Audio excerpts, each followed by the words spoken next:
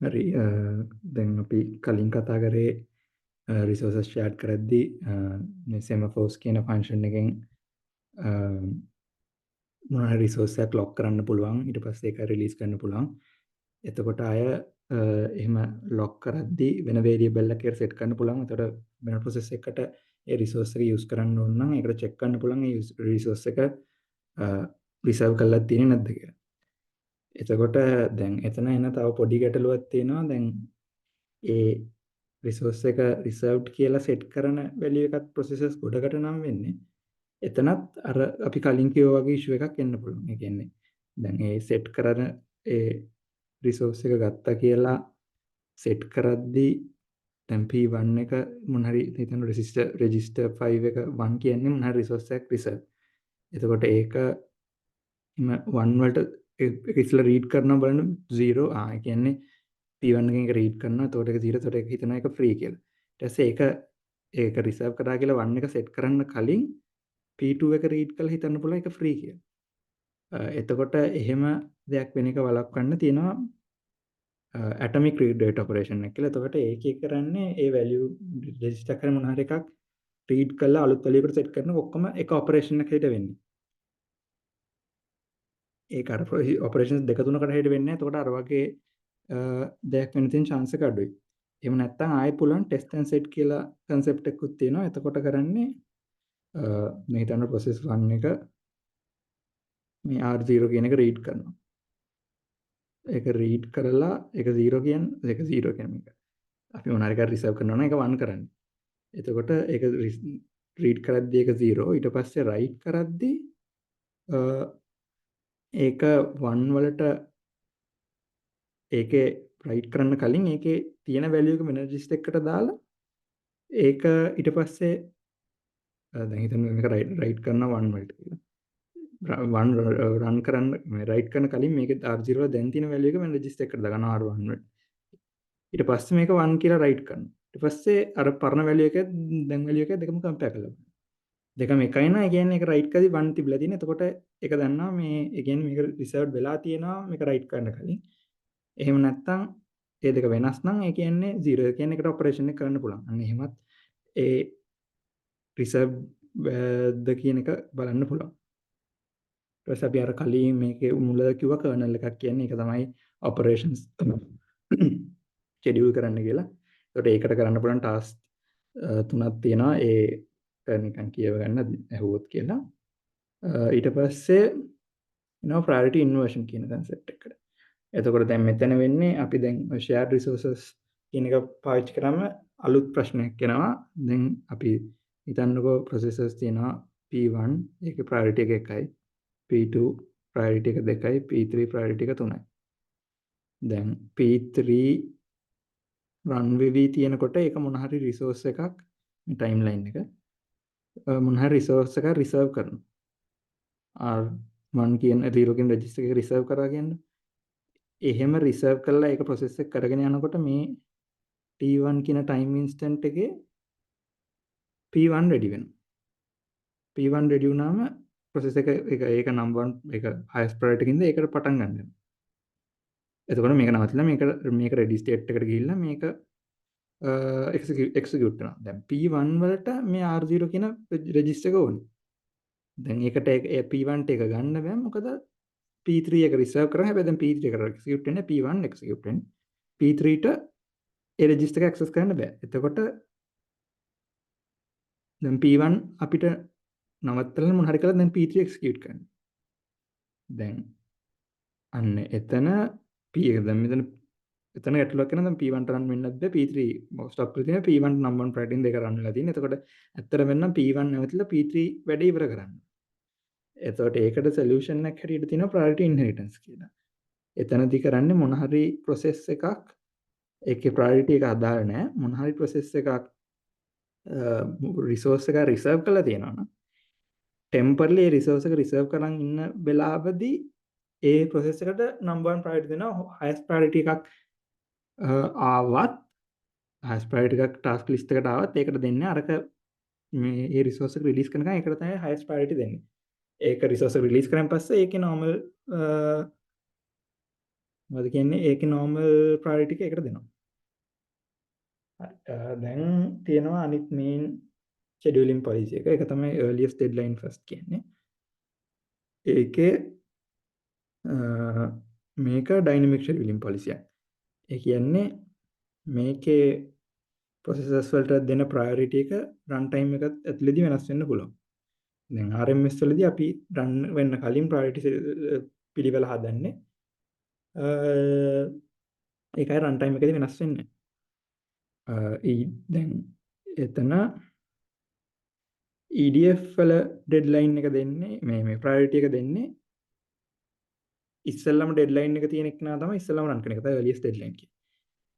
ඒකේ වෙනස එක process එකක් දැන් මේක අපිට initially හදන්න බෑ මොකද මේ deadline එක ඉස්සෙල්ලම කාගෙත් තියෙන්නේ කියන එක depend වෙන්නේ මොන process එකද දැන් run වෙන්නේ මොන process එකද ready මේ එක time instant එකට deadline එක ඉස්සෙල්ලම තියෙන process එක මොකක්ද කියන එක වෙනස් වෙනවා. ඒකට ඒක run වෙද්දි තමයි ඒක calculate වෙන්නේ. ඒතකොට මේකක් ඊට වඩා RMS වල ටිකක් complicated මේකක්. ඒතකොට ඒකේ මේ අර scheduling overhead කියලා තියෙන මොන process එකද run වෙන්න ඕන කියලා decide කරද්දි යන system usage එක ඒක වැඩි RMS වගේ එකට වඩා. හැබැයි utilization ඒ වගේම CPU utilization කියන එකත් earliest deadline first වගේ මේ method එක වැඩි. CPU utilization වැඩි කියන එක හොඳයි. කියන්නේ efficiency වැඩි වගේද. මේකේ අවුල මේකේ අපිට guarantee කරන්න බෑ හැම process එකම ඒක deadlines meet කරනවා කියලා අපිට guarantee කරන්න බෑ. ඒක තමයි මේකේ තියෙන disadvantage. අනිත් එක දැන් මේකේ අපිට හැම time instant එකම calculate කරගෙන ඉන්න බෑනේ. එතකොට මේක කියන්නේ process එක හිතන්න අරකේ P1 කියලා highest priority එක ready වෙච්ච ගමන් ඒකට දෙනවා. දැන් මේකේ එහෙම තප්පරෙන් තප්පරයට ready වෙලා තියෙන මොනවාද කාටද priority තියෙන කියලා බලන්නේ නැහැ. මේක බලන්නේ දැන් run වෙන process එක ඉවර වුණාම තමයි බලන්නේ ඊළඟ තියෙන වල deadline එක ඉස්සෙල්ලාම තියෙන කාටද ඒකට දෙනවා. එතකොට මේක එක process එකක් ඉවරනකම් හැම වෙලේම ඉන්නවා. ඊට පස්සේ තමයි ඊළඟ එකට assign කරන්නේ. ඒ කියන්නේ මොන හරි process එක completion එක ඊට පස්සේ තමයි බලන්නේ මේ ඊළඟ process එක මොකක්ද කියලා. එතකොට ඒ කතන්දරෙත් හින්දා සමහරක් වෙලට මේ deadlines miss වෙන්න පුළුවන්. හරි. දැන් අපි ඒකට දැන් උදාහරණයක් දීලා තියෙනවා. අපි ඒක පොඩ්ඩක් බලමු. මෙතන මේක තමයි ප්‍රශ්නේ. මෙන්න මේක.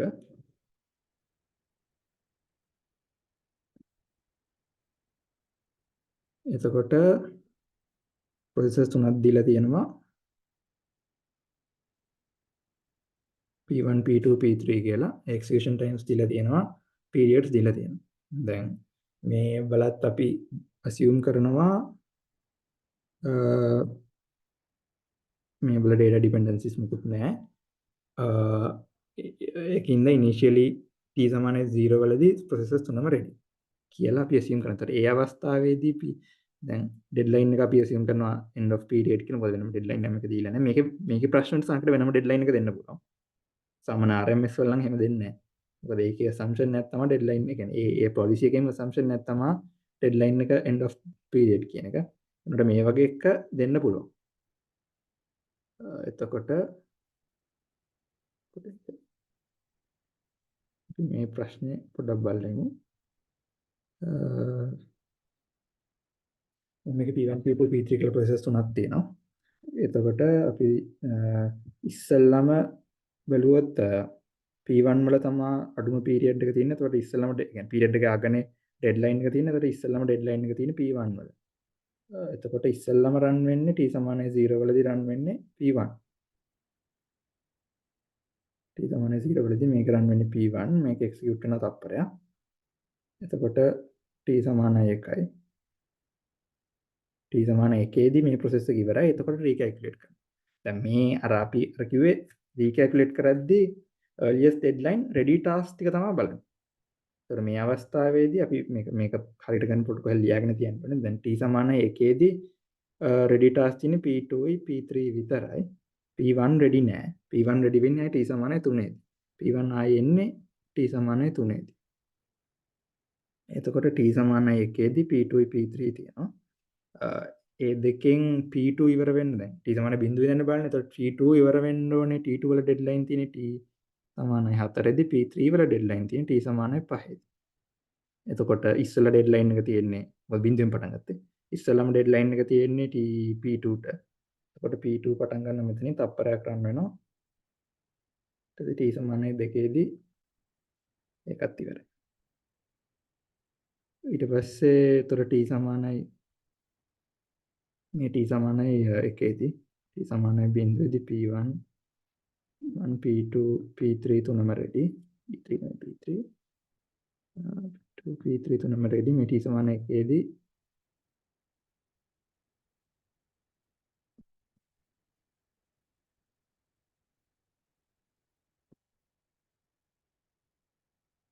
T සමානයි 2 දී බැලුවොත්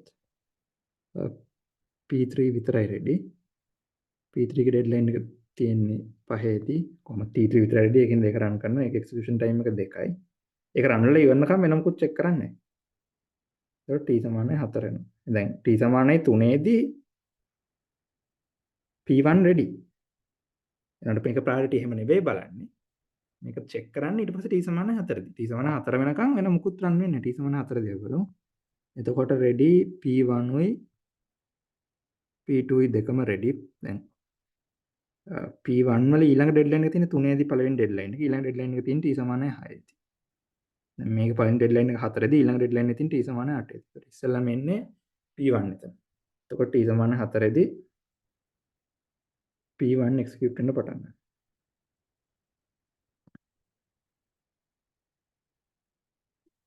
ඊට පස්සේ එක්සිකියුට් වෙලා ඒකයි තව තප්පරයක් රන් වෙනවා එතකොට T සමානයි 5 දී T සමානයි 5 දී රෙඩි දැන් P1 හරි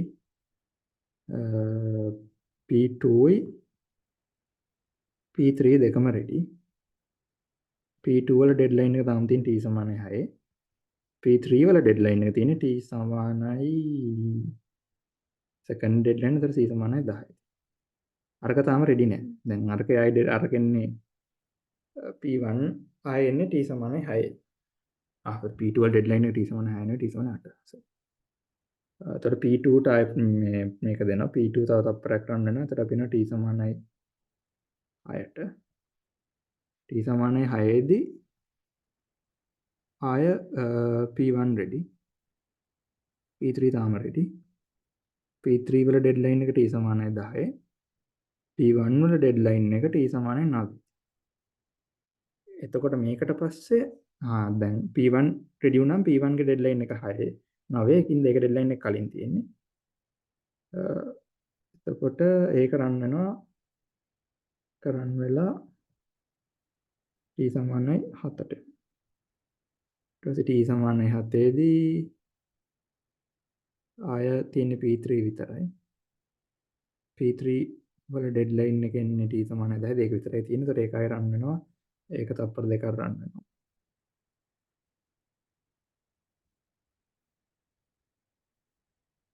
ඊට පස්සේ එතකොට එනවා T සමානයි 9ට. T සමානයි 9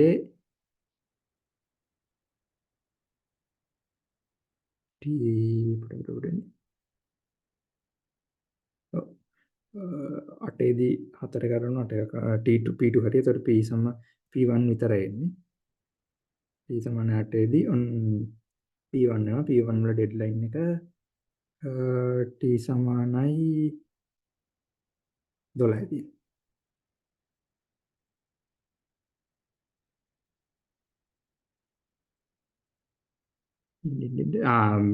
P2 P2 වල T සමානයි 12. එතකොට මෙතනින් එහාට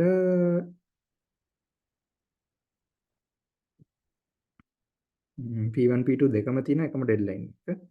එතකොට ඒ දෙකෙන් මම හිතන්නේ ඒ වගේ අවස්ථාවක නම් මොකක් රන් වුණත් ප්‍රශ්නයක් නැහැ. ඊට පස්සේ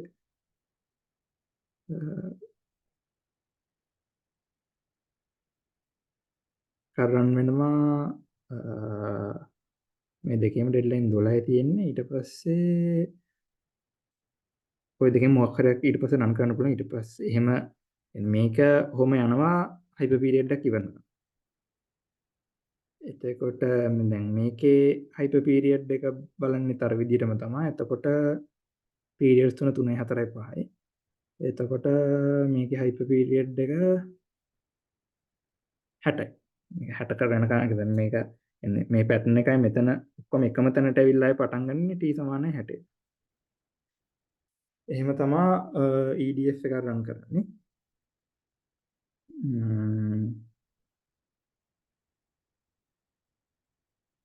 එතකොට ඒ EDF එකේ කතාව ඔච්චරයි. කියන්නේ කොහොම තමයි එකක් රන් කරන්නේ.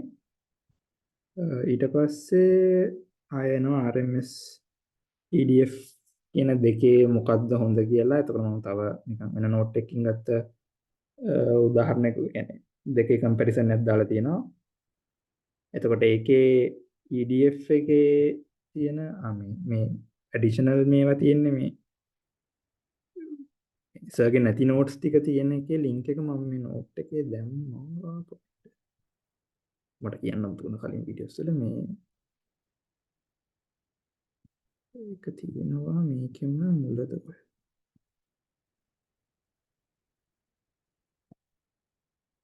අමෙති මේ ලින්ක් එකට ගියාම මේ ගත්ත ස්ලයිඩ්ස් මේ ස්ලයිඩ්ස් ඔක්කොම තියෙන්නේ මේ ලින්ක් එකේ. මේ ඕකට ක්ලික් කරලා ඕනනම් ගිහලා ඒකේ ස්ලයිඩ්ස් එක බලන්න. ඒකේ නෝට් එක කියන්නේ අපේ සර්ගේ ඔක්කොම වගේ අරන් තියෙන්නේ ඒකෙන්. ඒ උදාහරණ ඔක්කොමත් ඒකෙම තමයි තියෙන්නේ. එතකොට ඕන ඒක බලන්න පුළුවන්. ඒකේ ඊට වඩා සමහරක් පොයින්ට්ස් විස්තර කරලා දෙනවා. ඕන එක කියව ගන්න පුළුවන්. තව ඔය සමහරක් ඕන කෑලි වලට මම පොඩි විස්තර කරලා විතර වැදගත් නැහැ කියලා හිතච්ච පොඩි විස්තරයක් දාලා ඕනනම් කියව ගන්න ලින්ක්ස් දාලා තියෙනවා නෝට් එක. මම මේක ෂෙයා කරන්නම්. PDF වලට ගියොත් දැන් මේකේ තියෙනවා RMS වල CDF වල දැන් EDF එකේ තියෙන මේන් ඇඩ්වාන්ටේජ් එක CPU යුටිලයිසේෂන් එක වැඩි. අපි අර RMS වලත් කර කලින් දැක්ක නිකන් ඔහේ කියන්නේ අර මේ බ්ලැන්ක් ස්පේසස් නිකන් තියෙන්න පුළුවන් RMS වල. EDF වල එහෙම එකක් වෙන්නේ නැහැ. EDF වල තමයි සමහරවිට දෙකෙන් යුටිලයිසේෂන් වැඩි කියන හොඳ දෙයක්. ඒ කියන්නේ efficiency වැඩි වගේ. ඒකට ඒක ඇඩ්වාන්ටේජ් එක ඒක. RMS වල ඇඩ්වාන්ටේජ් එක අපිට කලින්ම රන් කරන කලින් ගැරන්ටි ගන්න පුළුවන් ඔක්කොම processors deadlines meet වෙනවා කියලා. මේකේ 100% එක ගැරන්ටි කරන්න බෑ. එතකොට මොකද ඒක රන් වෙද්දි තමයි ඩිසයිඩ් කරන්නේ.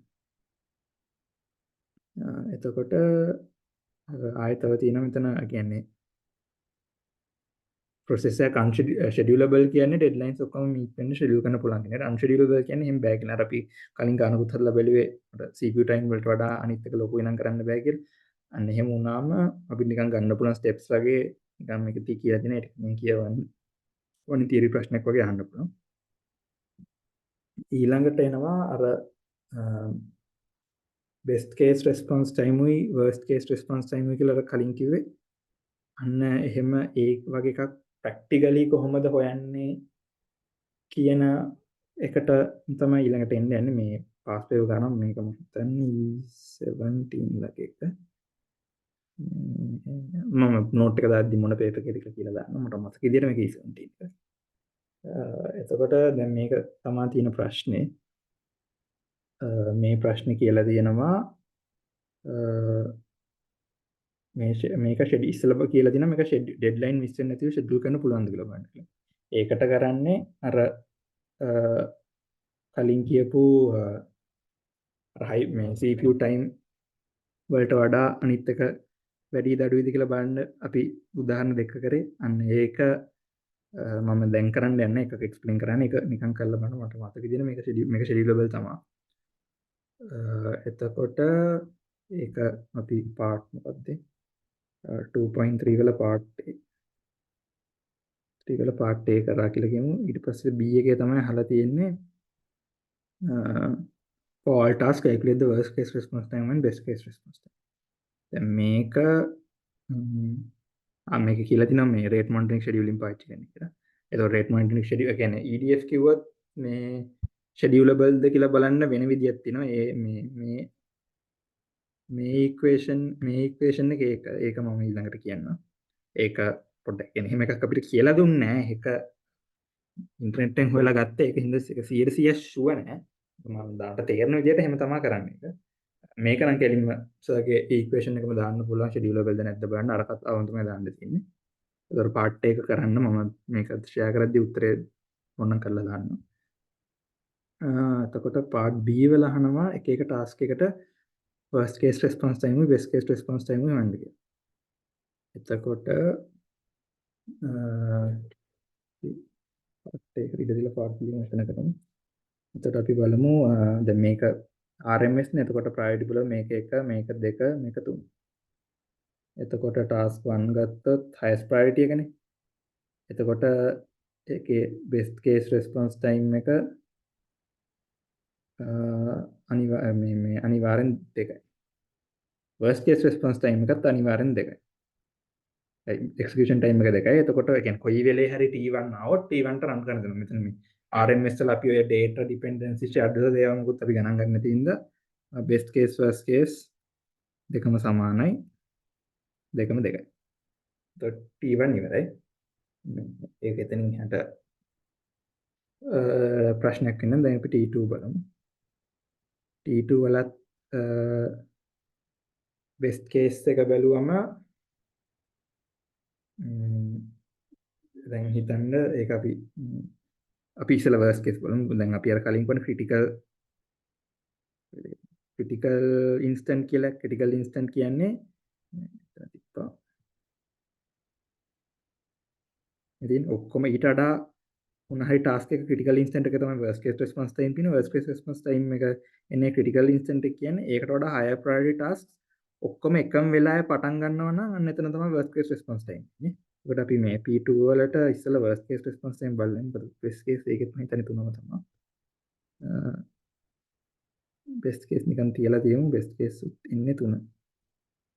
worst case බැලුවම ඒකේ worst case එන්නේ P1 උයි P2 උයි දෙකම එකම වෙලේ පටන් ගන්නවා. එතකොට P1 ඉස්සෙල්ලා පටන් මේක රෙඩි වෙනකොට මේක පටන් ගන්න බෑ. මේක ඉස්සර රන් වෙනවා තප්පර දෙකක්. T සමානයි 2 වෙනකන් ඊට පස්සේ P2 ට පටන් ගන්න පුළුවන්. එතකොට P2 ට යන execution time එක 3යි. එතකොට මේක එන්නේ 5. එතකොට මේක තමයි worst case response time එක. මොකද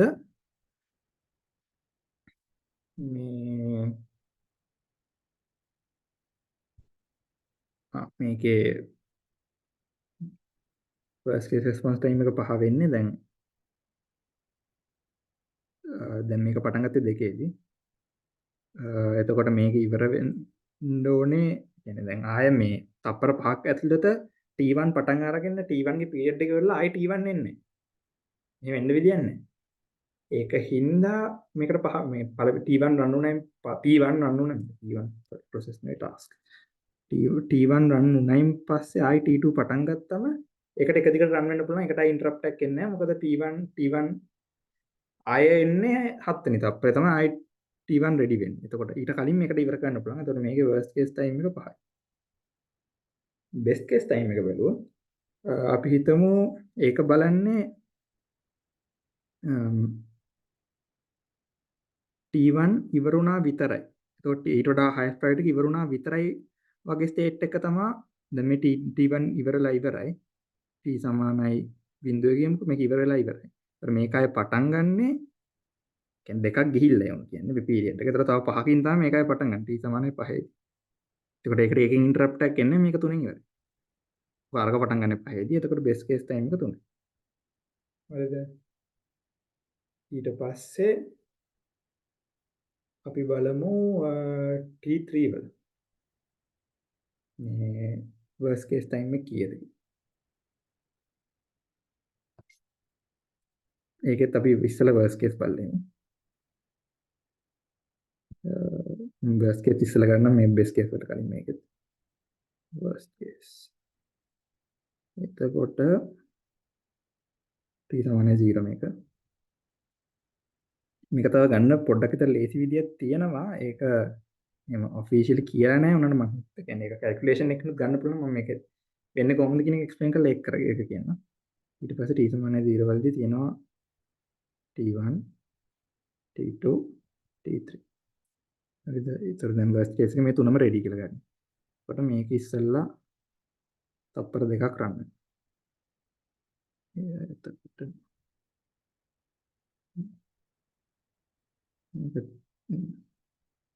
මේක දෙක. ඊට පස්සේ මේක රන් වෙනවා තප්පර තප්පර 3 5 වෙනවා. රන්. ඒක 5. ඊට පස්සේ t3 වල execution time එක 7යි. ඒතර මේක 7ක් රන් වෙන්න ඕනේ. එතකොට මේක දැන් පටන් අරගෙන මේක දෙකක් රන් වෙනවා. මේ දෙකක් රන් වෙද්දි මේක 7ට එනවා. 7 කියන්නේ මොකද්ද? ආය මේ t1 ready. t1 ready කියන්නේ t1 රන් වෙනවා තව තප්පර දෙකක්. 9 වෙනකම්. ඊට පස්සේ මේකට ආය රන් වෙන්න පුළුවන් තව තප්පර දෙකක්. එනවා 11ට. 11 වුණාම ආය t2 ready වෙනවා. t2 ready වෙලා t2 රන් වෙනවා තව තප්පර දෙකක්. තප්පර දෙකක් තප්පරයක්. අනේ තප්පර 3ක්. එතකොට මේක රන් වෙනවා තප්පර 3ක්. එතකොට මේක එනවා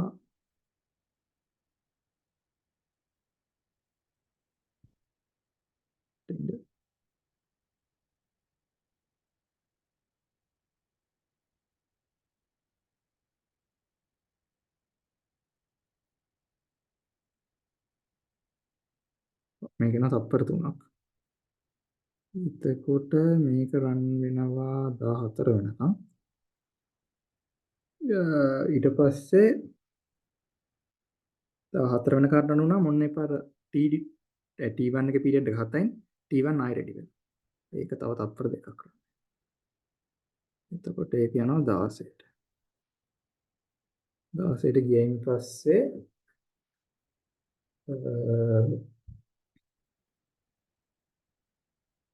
16ට ගියයින් පස්සේ ඊට පස්සේ ආයෙත් T1 ආයෙ එන්නේ 21 දී T2 ආයෙ එන්නේ 22 දී. මේකට තව රන් වෙන මේක තව 3යි රන් වෙන්න තියෙන්නේ. එතන මේක තව 3 රන් වෙලා මේක ඉවර වෙන්නේ 19. එතකොට මේකේ worst case response time එක මේකේ පීරියඩ් එකම තමයි. කියන්නේ 19ම යනවා මේකට worst case response time එක ආවම එතන මේකේ worst case response time එක 19. ඊට පස්සේ best case බලමු. best case බැලුවම T1 උත් ඉවරයි. T2 උත් ඉවරයි. ඊට පස්සේ T1 T2 T3 ඒ ඉවර වෙච්ච වෙලාවේ තමයි මේක රන් වෙන්න පටන් ගන්නේ. එතකොට දැන් දෙකම ඉවරයි. T සමානයි බිඳුවේදී. ඊට පස්සේ එතකොට දැන් මේක අර 7ක් රන් වුණාට දෙක කියන්නේ. මේක දැන් T1 වල පීරියඩ් එක 7යි. ඒ වුණාට දෙකක් ගිහිල්ලා තියෙන්නේ ඉවරයි කියන්නේ. ඒතර පහේදී තමයි ඒකයි පටන් ගන්නෙ. තුනේ දැන් මේකේ 3ක් ඉවරයි. එතකොට මුළු පීරියඩ් එකම 11යි. වුණාට මේ 3ක් ඉවරයි. ඒකින්ද 8 තමයි පටන් ගන්නෙ. ඕනේ නම් මේක අපි මේක මෙහෙම ගමු. එතකොට t සමානයි 0 මේක බිඳුවේදී. ඒකට අපි නිකන් මෙතන මාක් කරලා තියමු මේ ඉතුරු ඒවා පටන් ගන්න තැන. T1 රෙඩි වෙන්නේ 5ේදී. T2 රෙඩි වෙන්නේ 8ේදී. ඒකට එතකම් 5 වෙනකම් මේකට රන් වෙන්න පුළුවන්. මේක 5ක් රන් වෙනවා. 5ක් රන් වුණායින් පස්සේ T1 රෙඩි වෙනවා. T1 රෙඩි වෙලා ඒක තප්පර දෙකක් යනවා 7 වෙනකම්. වෙනකම් ගියාම මේකට තව එක තප්පරයක් රන් වෙන්න පුළුවන්. 8 වෙනකම්. ඊට පස්සේ 8ේදී අයි T2 රෙඩි වෙලා මේක තව තප්පර 3ක් රන් වෙනවා. ඒකට එනවා 11ට. දැන් මෙතනින් එහාට බැලුවම 5යි දැන් 12ේදී ආය 7ක් යනවා. 5ේදී පටන් ගත්තේ T1 රන් වෙන්න. එතකොට 12ේදී ආය T2 රෙඩි වෙනවා. දැන් මේකට රන් වෙන්න තියෙනවා දැන් 5ක් ගියා. 6ක් ගියා. තව එකක් රන් වෙන්න තියෙනවා.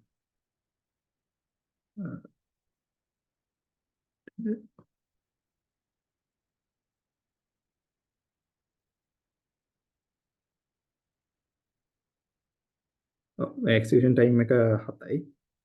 එතකොට මේකට තව එකක් රන් වෙන්න තියෙනවා. එතකොට